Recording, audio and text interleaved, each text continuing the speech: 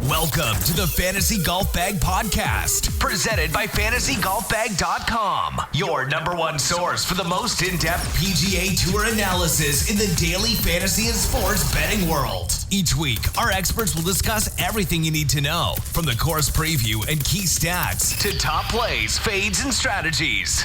Whether golf betting, grinding out cash games, or playing for a big GPP win, our team has you covered. Let's get after it.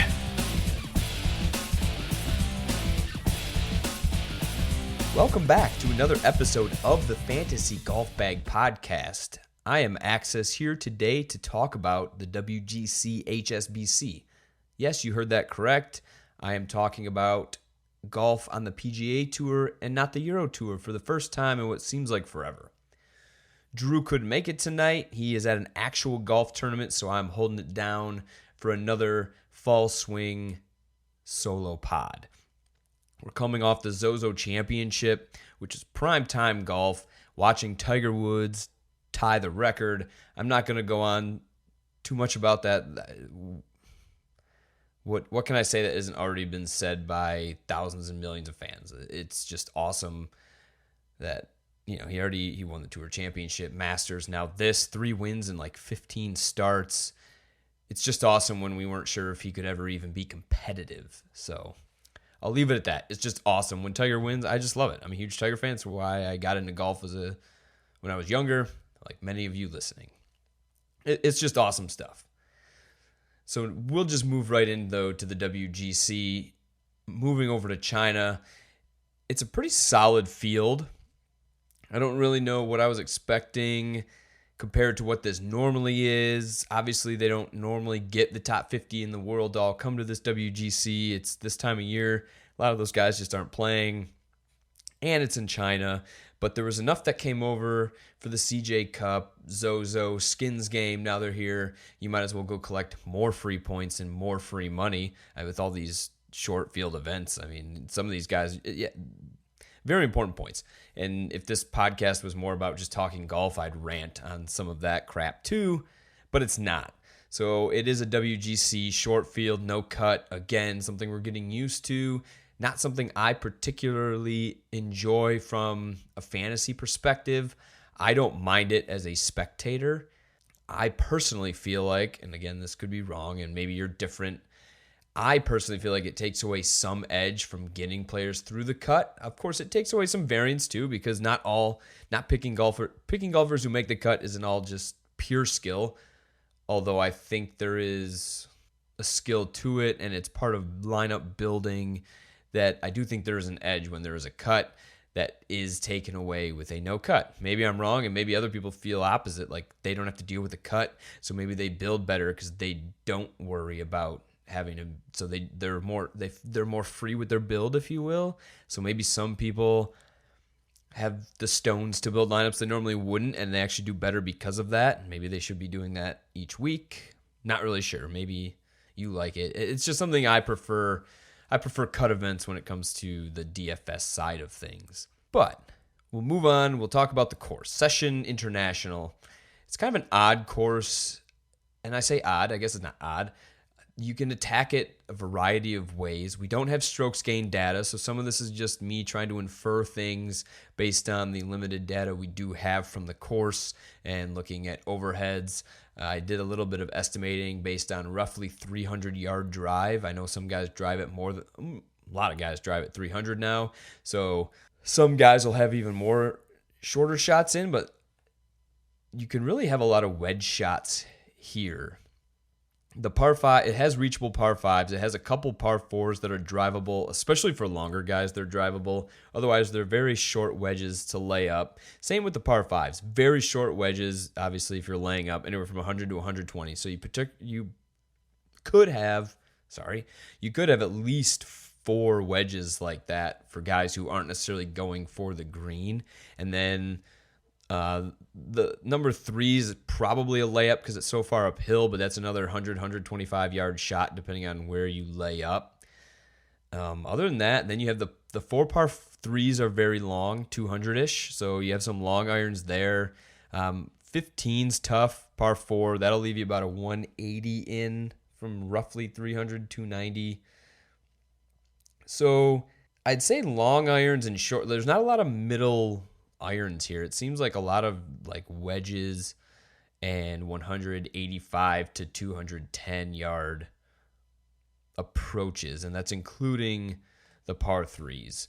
And then if you look also just at some of the numbers we do have, the driving accuracy is around 57%, green and regulation are roughly 64%. And when I looked at some other courses in similar, not identical, but similar, you start getting below 64% greens and regulation hit, and around the green starts to become more and more important. So I think that's something you can look at here, although there are a lot of birdies to be had out there. So it's one of those things where if you need to be good around the green, are you hitting enough greens to make enough birdies to get in that 16, 17, 18 under range that you're going to need to be to win? So I guess that's more if you're looking at winners. But the rough here I found to be very penalizing too. I went back through and found it to be roughly 0.4 shots worse from missing the fairway. That doesn't necessarily mean that you're going to shoot 0.4 higher than par. The 0.14 is relative to what people would score from the fairway. So for hole 1, for instance, plays above par whether you hit it in the fairway or the rough, but it plays almost 0.7 shots harder if you put it in the rough. So that's kind of what I looked at. That doesn't necessarily mean you have to be super accurate. You can look at, but Poulter's won this, Knox has won, so you can do it that way. As long as you're in the fairway, you'll give yourself a chance. So if you're not a bomber, you need to be in the fairway. The bombers can probably gouge it into the rough, but they'll be so far down, they'll still have pretty short irons / wedges even from the rough. So again, I'm not going to filter out anybody who isn't accurate, but I think it could be a nice tie break if you're looking at weighted driving accuracy of the golfers for this week. So if you have any other questions about what I found digging into the course, you can hit me up on Twitter at FantasyJesusDFS, or if you're a premium member at Fantasy Golf Bag, you can find myself, Drew, Sky, and Jacob in the Slack, where we are also more than willing to answer any question you may have about this particular week. And if they throw up Bermuda contests, which I think they might, we'll go over some of that as well in there. We're not going to have a podcast on the Bermuda contest, that joke of a field anyway. However, if you can play DFS on it, there is money to be made. I assume there'll be super, super teeny tiny contests similar to Euro, which will suck, but there could be an edge there because there's a bunch of golfers that nobody's ever heard of, nobody has stats on. So keep that in mind. And if you're also a premium member at Fantasy Golf Bag, you can go up, you can check out the stat model, create your own model on there, weight different stats however you like. And there's enough Euro guys in this field where we keep the Euro stats as well. So those will be in there with the PGA Tour stats. And again, just keep in mind, the Euro fields are weaker than PGA fields. So if you see some of these Euro guys, and you're like, wow, he rates really high and off the tee or approach, just keep in mind that it would be a little lower probably. It's safe to say if they're playing PGA events compared to Euro events. It's just, if some of these PGA guys played the Portugal last week, like they could just tear up they're just not deep fields, so you gain more strokes on weaker fields. So just keep that in mind. Everything's, when you're going through our stats, the rolling stats will be out with the Euro and the PGA stats, so you can look at all of that. Since, like I said, we have some of our favorite Europeans in this field that we will get to. But I will just say now that it is a wonderful thing to be able to play Robert McIntyre in a WGC, no cut, ball striking king. I am curious to see, this will be the first time I can get some strokes gain data on McIntyre, and it's nice that I'm going to get 4 rounds of that as well. So, and I say first time to get strokes gain data against a pretty deep field. Obviously, we have the European strokes gain data for McIntyre and the rest of those guys, but it'll be nice to see what he does against this caliber PGA field. So I know the lower end of this WGC sucks because it always does when they pull in some of the international players, nationals from China. They just don't stack up, obviously, but it's probably one of the deeper fields he's played in that we can get strokes gain data from, whether it was Wentworth. Unfortunately, we don't have him from the Open. So this WGC will be kind of cool to get guys like him, Christian Bezenhout, Mike Lorenzo Vera's here, Andrea Pavon, Matthias Schwab, Jazzy J, Langoske. Again, I'll get to these guys too as I go through the actual salaries, but I do think it's pretty cool that this will be a deeper field for a lot of those guys to see kind of how, it's only 4 rounds, but the more I have, the better it is. So without further ado, we'll just jump in right at the top. Rory sits atop the field at 11-7. Hideki, the only other golfer above 11, at 11-1. Then we go Xander, Rose, Casey. Xander 10-8, Rose 10-5, Casey 10,000 even. So of the golfers above 10K, like most weeks, I think you can make a serious case for just about any of them or whichever one you prefer. And this is always kind of one of my tougher choices because, again, I feel like you can just play all of them.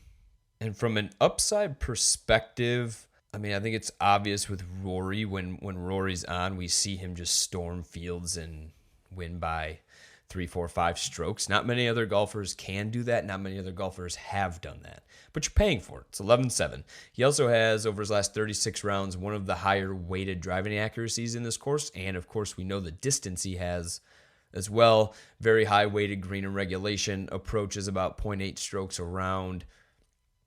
He's beating field. His strokes gained field differential is almost 3 over his last 36 rounds as well. So Rory's just on another planet, playing extremely good golf. But again, you're paying for it. Although I like him the most of these upper echelon guys, Xander would be my next one. I'll skip Hideki, although he's playing outstanding, consistent golf. I think Xander has the higher upside. Xander beats fields at a higher rate than Hideki, as far as at a larger scale. So that's just kind of my upside rating for the golfer. So at 10-8, I'd rather get the $300 from Hideki, although I prefer Paul Casey at 10K to either of those two, he has pretty solid upside. It's not quite Xander, but surprisingly enough, it's close. And I say surprising for a guy who doesn't win. Like Adam Scott has a very high upside for me as well. He just doesn't ever close things out. So we'll get to Adam Scott at 9,300 because I think he's underpriced also. But up here, Casey 10K, Rory 10K. Casey's still solid off the tee. And his approach number, he's also 0.8 strokes per round over the last 36. And again, very accurate. So he'll be finding yourself playing a lot from the fairway here is advantageous, as I went over in the beginning of the podcast. So I know I skipped over Rose and Xander for the most part. They're just, I don't know, you got to make decisions up here. I can't play them all. So the two I prefer would be Casey, Rory, and then if you're making a lot of lineups, I would be sprinkling in Xander. And then, so we go down, Fleetwood 9-9. He starts off the higher end of the 9K range, all the way down to Cam Smith, who is 9K. So in between, the upper nines are Fleetwood, Stenson, Finau, Reed, and Sungjae comes in at 9-5. Sungjae is long overdue for a win. He plays so much damn golf. I don't know.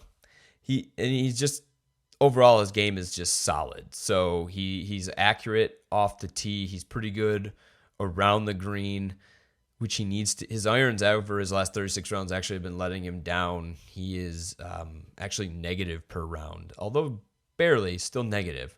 Off the tee, pretty solid. 9,500, I don't know. I'd rather play a Stenson or a Fleetwood due to their accuracy and their very strong iron play. Henrik Stenson has the best irons in the field over his last 30 rounds. So at 9.8K, Stenson doesn't have a lot of upside. That he's consistently good. He just doesn't seem to have, compared to some of these other guys, like that extra put the foot down on the pedal type golf. I mean, honestly, none of these guys in this range do. I mean, that's why they don't win a lot. Fleetwood doesn't win a lot. Stenson doesn't win a lot. Finau doesn't win unless he's playing in Puerto Rico. Reed wins about once a year, so it's close, but Sungjae hasn't won yet either. So they're all fine plays. They're all consistently good. Just need that extra oomph. So then we have Spieth at 9-4. That's still a hard pass for me. I already talked about how hard this course can be if you're playing it out of the rough. 9-4, no thanks. I don't need to gamble on him right now. Adam Scott at 9-3 is easily my favorite in this range. I think he'll be popular, although he does Adam Scott things. He comes out, he plays awful in the first round and then picks it up. It's Rory-esque, has an awful round and then quietly like, oh, Adam Scott didn't play that bad. Although last week wasn't great. Then we have Bernd Wiesberger at 9.2K coming in hot fire from his Euro season. He came back from his injury. He had just been pretty well lights out. He might have had like 1 or 2 bad terms to start. I don't know, so long ago. And then he's just been rolling. Byung-Hung An at 9.1K. Also a no thank you. And Cam Smith at 9K, no thank you. So for me in this range, it's Scott or Bernd. And I guess it just depends on the builds. If you're spending up in the 10K range, you're probably not getting here, I'd imagine. But you could start with a Stenson or a Fleetwood if you're okay with that, and maybe another one of these guys, or you can just start at a Scott or a Wiesberger and go from there. But those are the two in this range that caught my eye. Billy Horschel then makes up at 8-9, Shane Lowry 8-8, Wallace 8-7, Ty Hatton 8-6, Rafa 8-5. So the upper 8K range, if I'm picking, this is kind of a tough range for me here. If I'm picking one, maybe Shane. I think it's probably Shane for me if I'm picking one guy up here. Although Billy Horschel has been playing outstanding. Actually, I'll take that back. It's Billy Horschel, then Shane. I don't mind paying 8-9 for Billy. His around the green game is a little weak, but everything else is clicking off the tees, gaining per round over his last 30. Weighted green regulation, he's high up there in the field. Approach, he's gaining a quarter of a stroke around. I think there's a lot to like there. Again, had a really good week last week as well. And then Shane, I was on last week, hoping for a little better, but he played all right. Just not enough for me. But I think I could make an argument for Wallace and Hatton and probably even Rafa too. With he's pretty accurate, so he'll be playing from the fairway as much as possible. I think you could make an argument for these guys. It's just tough. It's tough when you like that many people in one range because you're probably not going to be able to play them all. So we'll jump down to below Rafa. Molinari 8-4. This course seems like it would play right up his alley for the type of golf he plays. Just hasn't been playing very well recently, so it's kind of tough. You could just get on Fitzpatrick instead. Again, a lot playing from the fairway. Corey Connors, 8-2. Danny Willett, 8-1. Sergio at 8K. So I think this is honestly, I'll probably skip Connors and watch him be the best one out of this range. But I'd much rather play one of these Euros, whether it be Molly, Fitz, Willett, or Garcia. I probably lean more to playing Willett or Fitz. I guess I wouldn't hate it if you played Connors. I don't think he's awful. He's actually been pretty accurate compared to the fields that he's been playing in. Just, it's hard. It's hard for me because I know how high variance putting is, but he's just so bad all the time. Just constantly bad, and it just sucks. But he's capable. So, again, it makes it tough. I'd rather lean to Willett, Fitzpatrick. I just think they're better golfers. That's kind of what it comes down to right in that range for me. So then we get into the high sevens. Charles Howell III, 7-9K. Then Putnam, Poulter, Louis, Eric Van Rooyen, and Adam Hadwin rounded out to 7,500. I think you can get on Louis again this week. Adam Hadwin is in play for me as well. The irons are there for Adam. Plays a lot out of the fairway. A common theme in what I'm looking for. He's positive off the tee. He doesn't crush it off the tee, but he's positive off the tee over his last 36 rounds. Charles Howell III has the highest upside rating for me. Again, not a guy who wins a ton, but he does find a way to consistently play pretty well above the fields that he plays in. Poulter has won this event before at 7-7. I mean, he's the type of golfer who can play well here. He just has to play out of the fairway as well. That's just how he has to attack this course. But like I said, it's very doable, and he's won it, and Russell Knox has won it. So, and they're not the only guys, but it's very playable for a guy. If a good golfer can figure out how to play this course. So then we jump down. Phil 7-4. That's going to be a hard pass for me. Just atrocious with the driver right now, so no thank you. Haotong Lee, 7.4K. I'm probably going to pass on Haotong. Then we have Robert McIntyre, 7-3. Na, 7-3. Kisner. Seems like it'd be a pretty solid course for Kisner, and he even said it himself that he can actually reach these par 5s. So then we have Andrea Pavon at 7-2. Glover, 7-1. Juice, 7-1. And Ches rounds it out at 7K. I think Ches is the most underpriced in this range. Kisner is one of my higher upside golfers in this range. Obviously, Robert McIntyre, we've played him all year in Euro.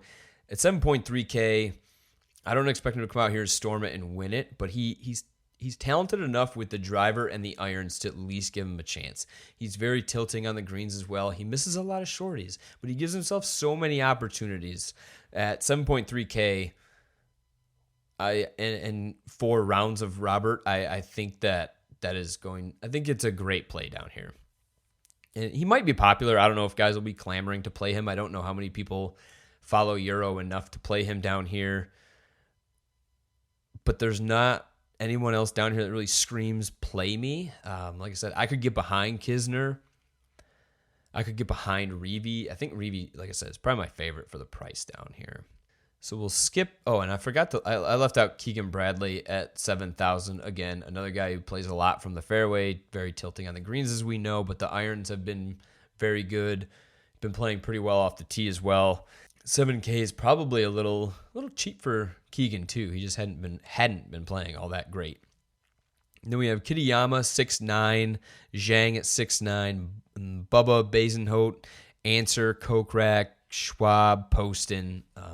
So into the 6K range is where you're going to, I think, if you go stars and scrubs, obviously you have to get lucky with the dice roll here. So I like Mike Lorenzo Vera. He's been playing very well on the European Tour. Poston's been playing pretty solid. Schwab has been playing really well in the European Tour. I like playing Answer, very good off the tee, 6.8K. Kurt Kitayama is a battle with Robert McIntyre actually for Rookie of the Year over on the European Tour. 2-time winner this season, way back when it feels like, but been playing outstanding of late too. Been bringing it back very nicely. And then a couple of Euro I didn't mention earlier. Victor Perez just played pretty well over in France. I think when I'm down here though in this 6K range, I am looking for guys. You know, it's kind of the boom or bust. And again, you're getting 4 rounds, so it's not as critical. But a guy like Justin Harding or even Kokrak at 6'7", like realistically, although Kokrak's been playing worse, he had stretches this year that were outstanding, and I don't know, you see him priced down here with these other golf, yeah. It's probably where he should be in these type of fields. I don't know. It just feels weird because he hasn't been playing well. And I normally don't like playing Kokrak, but 6.7K, you could probably talk me into it. And then I already mentioned Answer, pretty solid upside as well. So if you get really deep into here, we know guys like Jorge Campillo at 6.2K, Kawamura 6.2K. There's guys we've been willing to play. Jake McLeod 6.1. It's just they deserve to be down here. So again, I don't know. It's really about getting lucky for those couple guys who make noise, who no one really expects to, because it's a short 78 golfers, I believe, something like that. So it's always tough to decide. That's why I guess if you're making multiple lineups, I'd make some stars and studs, and I'd make some balanced. But as far as single entry goes, I don't think you need to get cute personally, unless you really want to just punt 2 positions because you know you're getting 4 rounds and try to make sure you get the winner. Like, you can play 4 pretty expensive guys if you completely punt down here, since you know you're getting the rounds out of them at least. I haven't really decided which way I'm going to go yet. But that's my dirty rundown for the field. Again, if you have any questions, you can hit me up at FantasyJesusDFS on Twitter. If you're a premium member, again, go to the Slack chat. There's tons of great minds in there, and it's a pretty solid chat every week with new ideas about how to attack things, and you'll probably learn something. And you should also sign up to be a premium member because, again, you get the PGA stats and the Euro stats. We combine them for you as well if you want to look at them all on one sheet. You can download the sheet, create your own model, do whatever you want with that. It's all there for you if you're a premium member. So with that, keep your eye out for some Bermuda words. Keep your eye out for the gambling cards from myself and the golf gurus. And good luck, everybody.